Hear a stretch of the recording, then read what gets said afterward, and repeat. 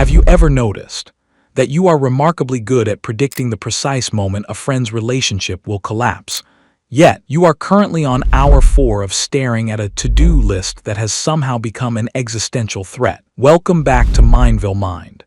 Today, we're dissecting the INFJ, not as a mystical figure or a healer, but as a highly sophisticated piece of software that is currently crashing, because it's trying to run too many background simulations at once.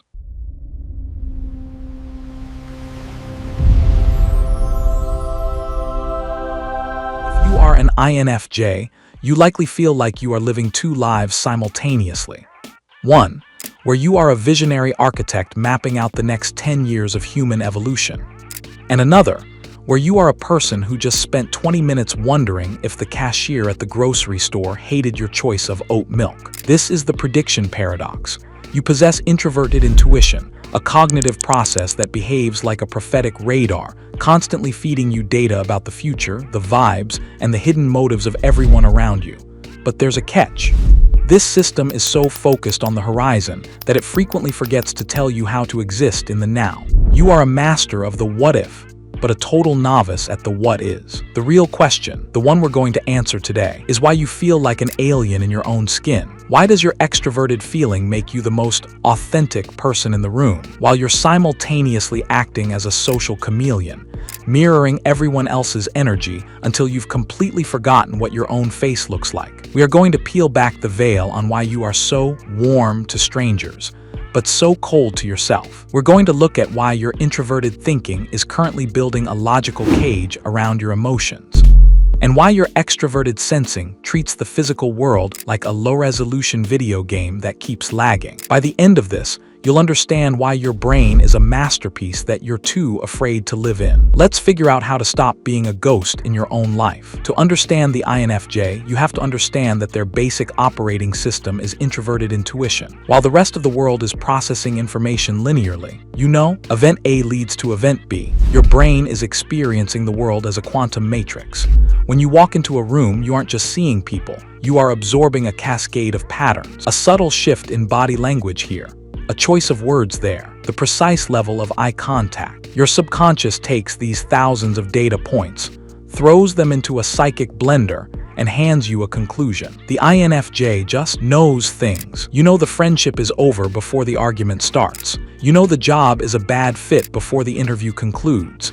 It's like watching a movie you've already seen, but everyone else is watching it for the first time, and arguing about the plot twists that you predicted during the opening credits. It is an exhausting way to navigate the world. Imagine being a weather reporter in a town that refuses to believe in rain, even as you're standing there in a raincoat. This system is 99% accurate but 0% explainable. When you try to communicate how you know something, you sound like a conspiracy theorist who has had too much espresso. You have the vibes, but you don't have the receipts. This leads to the fundamental loneliness of the INFJ prophet. You see the iceberg on the horizon, but you can't get anyone on the Titanic to believe you until they feel the cold water. And the crowning irony, this predictive powerhouse, this internal oracle, frequently crashes when asked to perform a basic sensory task.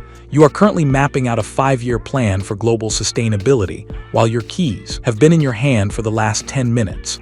Your mind is in 2035, but your physical form is currently stuck on the fundamental challenge of remembering to buy toothpaste. So you have this visionary introverted intuition brain, but you need a way to interface with other human beings. Enter extroverted feeling, or as it's known in the INFJ psyche, the empathy satellite. If introverted intuition is what makes you weird, extroverted feeling is what makes you warm. This is the function that monitors the emotional landscape of every room you enter. You don't just observe other people's feelings, you absorb them. You enter a room where a couple has just had a silent argument, and the tension hits you like a physical wall. You absorb the collective anxiety of a busy supermarket line. You absorb the subtle, unexpressed grief of a colleague you've only spoken to once. This leads to the central paradox of the advocate. You are fundamentally empathetic, but it is an impersonal empathy.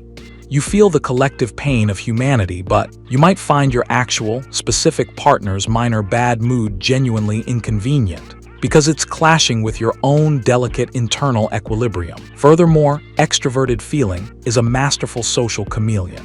The INFJ is obsessed with harmony. You are so good at mirroring the desires and expectations of others that people frequently leave an interaction with you convinced that you are their new best friend. While you are currently looking at your watch and calculating how much time you need to sit in a dark closet to restore your psychic energy. This is the great exhaustive performance of your life. You are performing the authentic self that everyone else wants to see. And when you finally hit your limit, when you can no longer manage the emotional weight of everyone in your proximity, you don't just say, "I'm tired." You retreat into non-existence. You become a social ghost. This is how the famous INFJ door slam begins, not with malice, but with a profound, functional need to save your own life from the emotional noise. I need to stop and acknowledge that at least 40% of you have already dissociated twice during this dissection. I can feel your extroverted feeling trying to decide if this video is mean or valid. It is both. While your brain tries to reconcile this contradiction, please take a microsecond to hit the like button and subscribe to Mindveil Mind. I promise that engaging with the algorithm is statistically less painful than standard social interaction. And because I know you're an INFJ, I'll wait 5 seconds while you ensure that you don't feel too bad about clicking a button. 1, 2, 3, 4, 5. Excellent. Let's proceed to the cold, analytical section. When the noise of extroverted feeling becomes too loud, when the input from other people contradicts your vision of the future, the INFJ activates their fallback system, introverted thinking. We call this the clinical isolation protocol. This is the internal laboratory where all emotions go to be dissected until they no longer resemble human experience. You retreat from the messy, emotional world and try to solve your vibe problem using cold, hard logic. This is where recursive overthinking lives. You are now analyzing your feelings until they cease to exist. You are currently in an A-tower loop, attempting to build a flawless logical argument for a standard, non-toxic emotion. You can't just be sad. You must understand the exact causal architecture of the sadness, its historical relevance to your childhood, and its statistical probability of occurring again on a random Tuesday in November. This is also the part of your brain that makes you surprisingly ruthless. When introverted thinking provides a logical framework that confirms a relationship is fundamentally broken, you don't negotiate. The INFJ turns off the extroverted feeling warmth. You switch from counselor to clinical pathologist. You can detach completely, looking at the same friend you loved yesterday with the same analytical gaze you'd give a confusing line of code. You treat yourself this way too. You analyze your own needs and determine that your desire for connection is inefficient when compared to your 5-year project deadline. Your brain constructs a logic-based cage around your feelings, ensuring that they can only be released for a scheduled performance from 7 p.m.